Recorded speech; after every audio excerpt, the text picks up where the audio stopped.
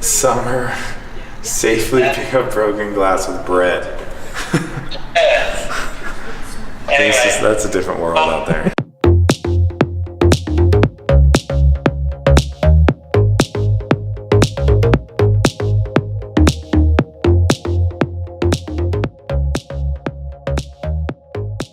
yeah, it's so hard.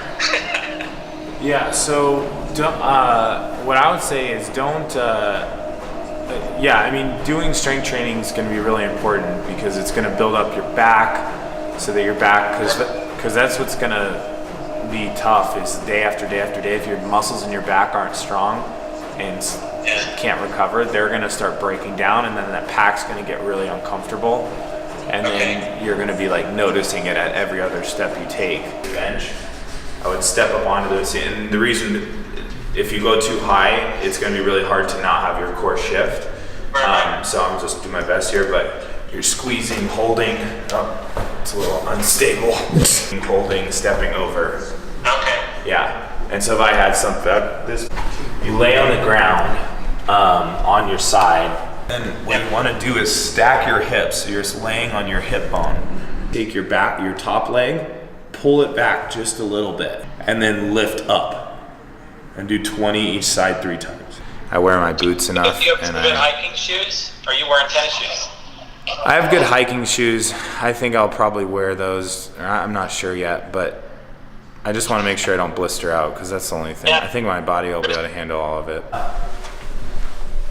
My dad and I are doing this really long hike and in Montana. It's actually really cool. So he met this guy, he's 80 years old. He takes some business executives to do this hike for 4 days. If you complete the hike, he'll donate $10,000 to a charity of your choice. So my dad calls me, he's like, hey, they have 2 spots left, do you want to do it? And so I was like, yeah, that sounds awesome. Like $10,000 to a charity, get to hang out with my dad for 4 days. I really don't like hiking, but yeah, so I'm training my dad, training him, and getting him ready for it. My dad's gonna be 60 soon. How often do you train your family at all? Well, I'm training my dad now. I've worked with my mom a little bit. She's had some knee issues. Is your family like really fitness oriented? No. Why? Not at all. Why did you become fitness oriented when they weren't?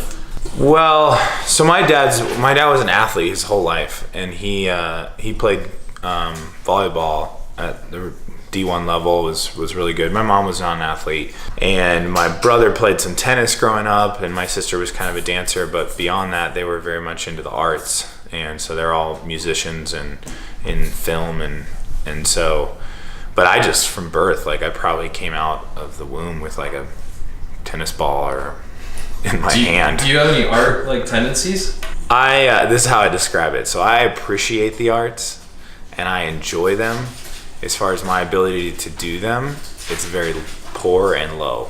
I've tried though. So here's a good story. So I tried every instrument, and basically like every instrument. So we played tons of piano, harp, drums, guitar, and I did lessons for piano for years. It was horrible.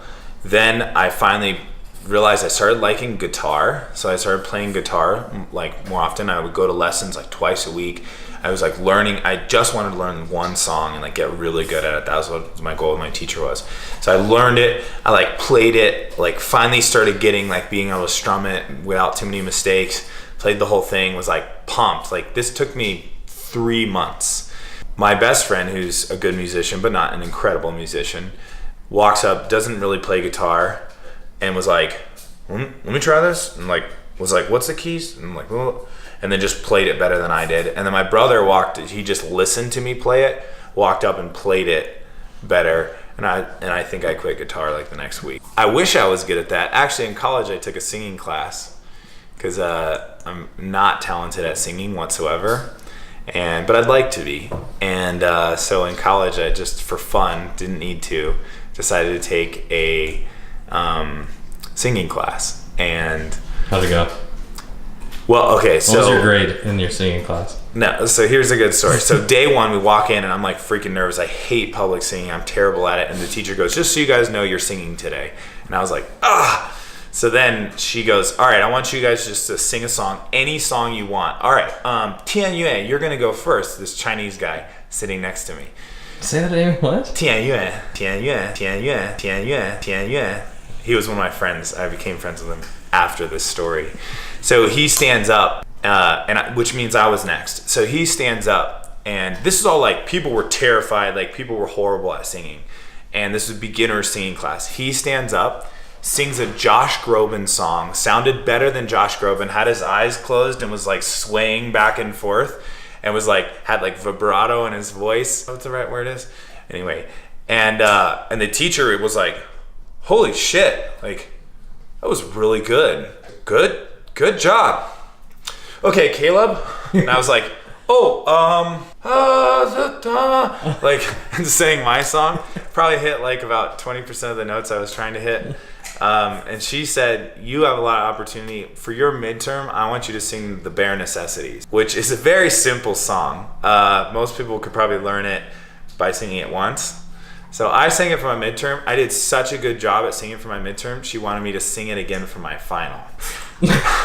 And why did you become friends with him? Tian Yue, because he was awesome. He was like this pumped up Chinese guy that was like signed up for a singing class when he's amazing and doesn't need help singing at all. Like, and we would invite him to all of our parties. And like in college, we were like super weird, and like we would have like random dance parties, and we did almost everything sober.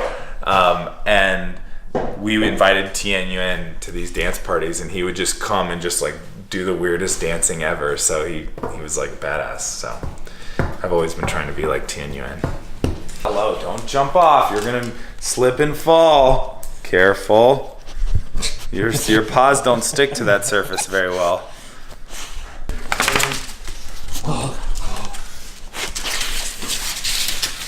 So what are you eating today? So I'm doing the detox challenge, which basically just means we're getting rid of gluten, dairy, soy, sugar, and processed oils. So it's a cool little like test. I do it probably mostly just for like the challenge of seeing if I can say no to things, and then just maybe see if my body feels better. And actually thus far it has. I was kind of like skeptical of it, but I've definitely felt more energy. So what are we making? Half cup of oatmeal. I'm on a cut as well, so I'm not eating nearly as much as I normally would eat. On Sundays, the only meal prep I ever do is ground chicken breast that's neutrally seasoned. This tastes good enough for me in the morning, especially if I mix it with a carbohydrate I like. And I'll throw blueberries, a little bit of stevia in there with some almond milk. And that's breakfast. Every morning, same thing. What do you do? What do you follow for a diet when you're not doing like a detox or like a challenge? Yeah, so I think there's people are in either two phases in their life. They're either in maintenance mode or goal setting accomplishment mode. At least this is the goal to get people into. So for a long period, I was in just maintenance mode, where the goal is to basically not go down. And what I do is I'm not counting macros at that time. I'm enjoying myself on the weekends. But there's a couple principles that I've built that make life easy throughout the week so that I don't go down. And one of those is having a really solid high protein breakfast, not crazy absorbent amount of calories, having a decent lunch that's not crazy amount of calories, and then being able to enjoy my dinners. Yeah, if you build the habit of getting this breakfast, like that's an awesome way to start the day. If you can nail your breakfast, like the days that I don't have this specifically, carbs are pretty easy to find. The days that I don't have this, it really throws my day off. So I know I have to have this. Get it. Get it. Well, the robot's the real thing she hates. The robot, but it doesn't work anymore. She used to never make contact with it, basically, and she would just sit there and like half claw at it, but never make contact with it. When it used to work, all it is a dancing robot. So if you're a manufacturer of dancing robots, please send me some. I would love to be sponsored. What does it say on the robot? I don't even know. Employees are not robots. Erica yells at me because it's too loud sometimes. No, she's always like, she'll be like in the other room, and she'll come out and she'll be like, does it need to be that loud? Because I'm like 3 inches away from it. But she's gone. And I can can do what I want. Milano and I can do what we want. The house is way cleaner though. Just landed in LA. Got to talk with the USC football team. Just calling Colin on the team now to do some articles.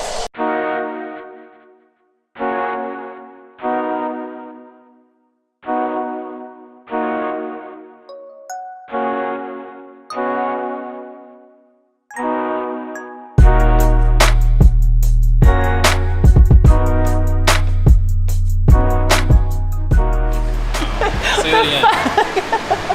No, he called me. I was driving up here and he asked me if I wanted free chairs. I don't know why.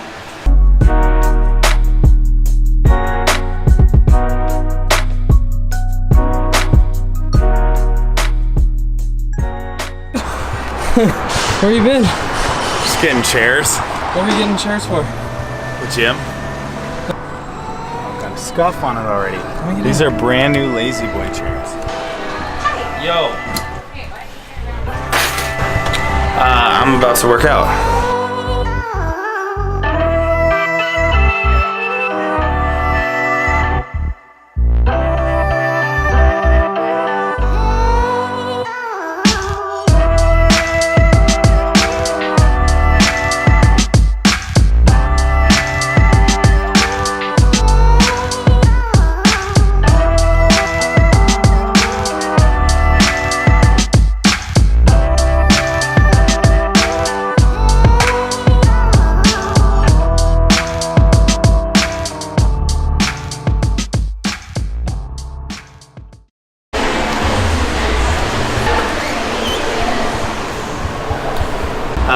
Cool. So yeah. So let's talk.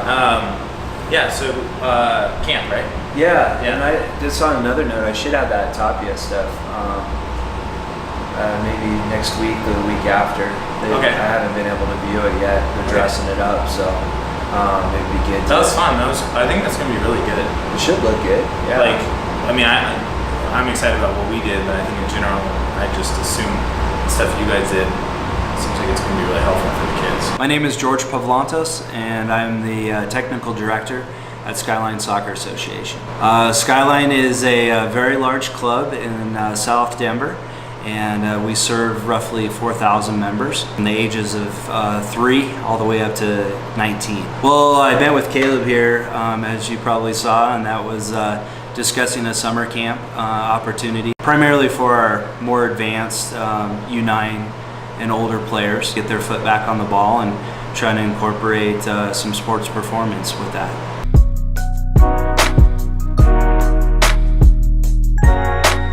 Okay. What's wrong now? The guy was sitting next. Never mind. We do not need to explain this part. Can I get another scoop of quinoa? What are you doing? Get an extra scoop of quinoa because it's a salad, so salads are really low carb unless you dump a ton of shitty dressing on them.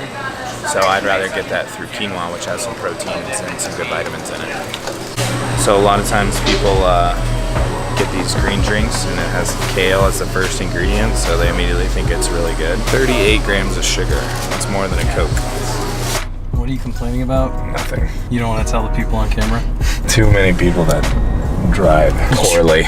Anxiety. I have a massage. I need to eat broccoli, grilled chicken. They need to go.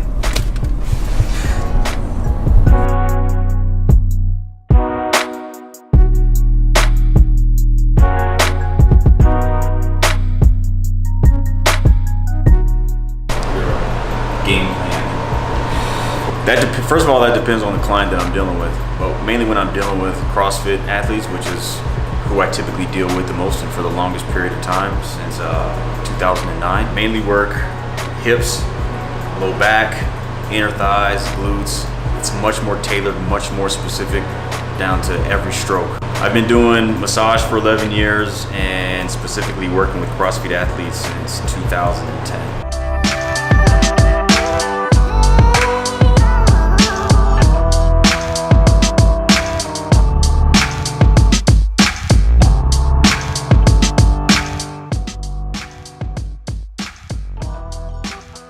Because it's impossible unless you know What all the does macro mods breakdown.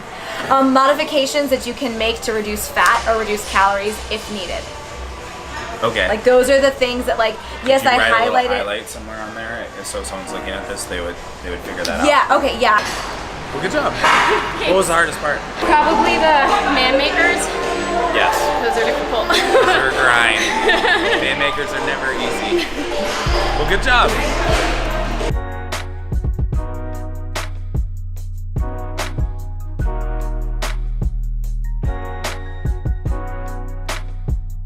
Not even 2 weeks ago. Okay. He takes, okay, so if you Hello. What are you doing right now? So back up to Praying to the body fat percentage gods. I'm weighing. I've been getting my body fat done while I'm on this cut. like how hygienic. Yeah, I've just been Eat numbers last night.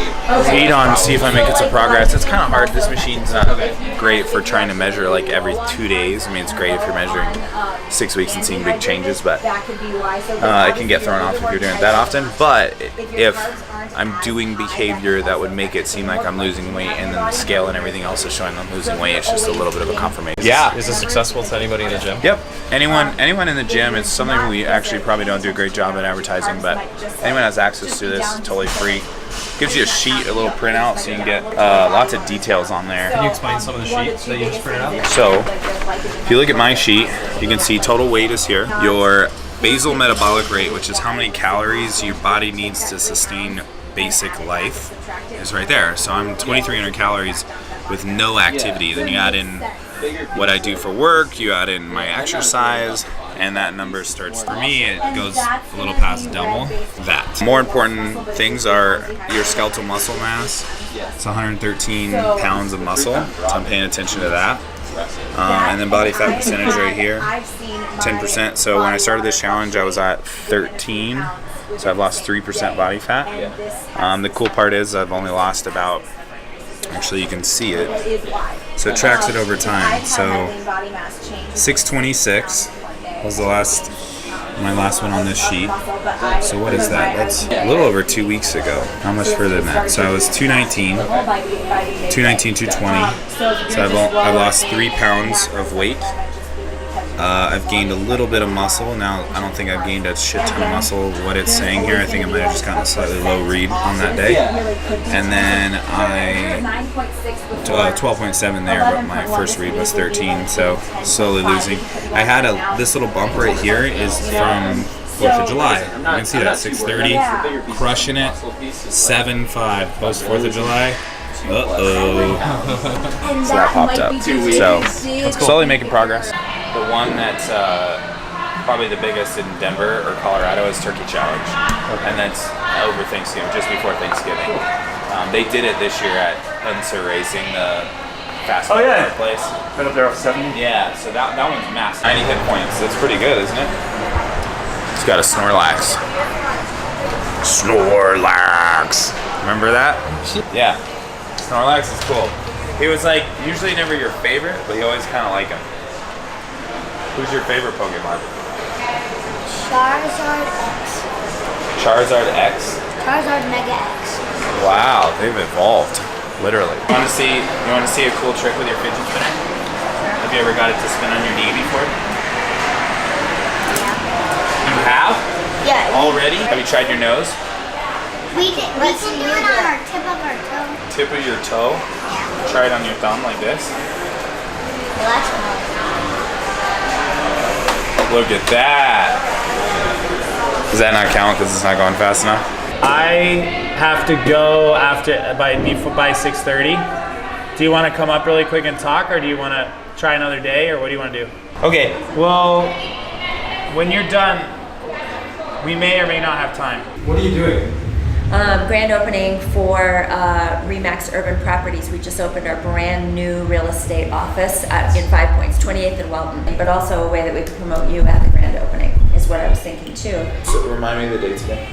July 20th from 4 to 7 p.m. So my thought is, if you think about how many people I've had come here, like I am always bragging about it and raving about it, and everyone says, "Oh, you look good, and you're so full of energy," and I'm like, well, you have to do this with me, and so I figure as many people have been listening to me and me posting about it on Facebook and everything else, that they'll then put your face with it. But I think if you, I don't know if you give a 4-day pass or something. That I've got 13 agents now. I just recruited 2 more yesterday. So we're opening next week and we now have 13 agents. We have people in the office all the time. I expected, I got a 2,500 square foot office thinking, oh, we could have 1 agent per 100 square feet. We have 13 agents now. All of our desks are gone. We've got private offices. So we're gonna have to actually bring in more desks and build out some more private offices because everybody seems to like coming in. We have fun. Is this a typical end of the day? No, this is not a typical end of the day. How do you usually typically end the day? Because right now it's 6:46 p.m. This is probably the earliest I ever leave the gym, unless maybe it's a Friday. Friday, I'll leave right around this time. But the way I typically end the day is shut the gym down and clean up some stuff, answer some last emails, make sure all my stuff's ready so that the next morning I don't have like a massive mountain. And I leave the gym usually about 9. There's these restaurants I usually go to at 9. And if I'm really efficient getting out there, I can make them, but most nights I cannot.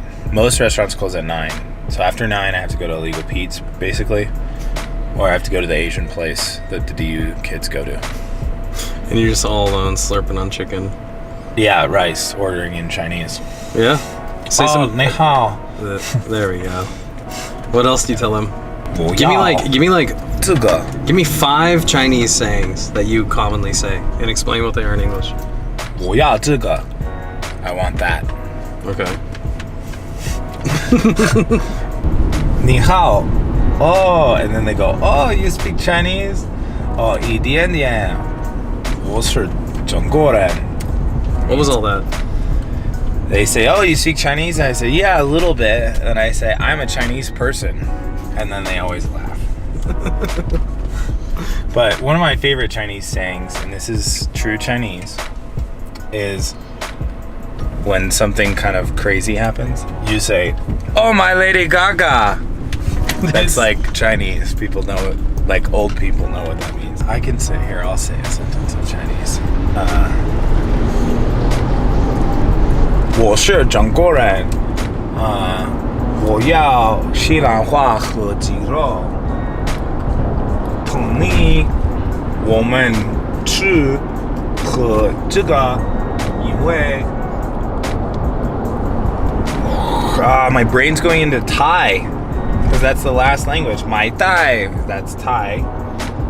We can't. That's what I was trying to say. 我们不会. That's Chinese. We can't. Brain switches between the two often. Dude, they must have gone to the chair store. Those guys know what's up. Emergency hospital. Oh yeah, animal hospital. Is that what that is? Yeah, dude. Oh. Hey.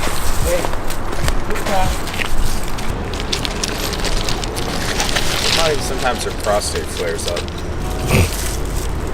I know dogs can have a prostate.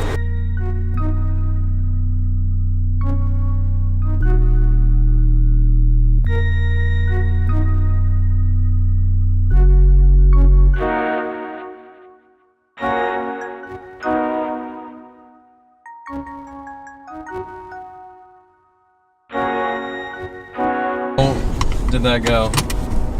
That was good. Good old Milano has, turns out it's a bee sting.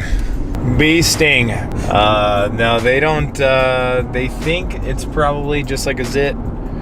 So we're gonna wait and see. You have employees that can handle this stuff, like going, like shutting down the gym. Why do you insist that you stay? It's a combo. One, there's a lot to do. There's endless work. 2, I really like my work, so it's not like I'm like, oh god, I can't wait to get out of here. And 3, like, it's my business. I mean, I don't know. If my employees are working more than I am, that's a problem. Follow up. Does it smell like dog breath in here? No.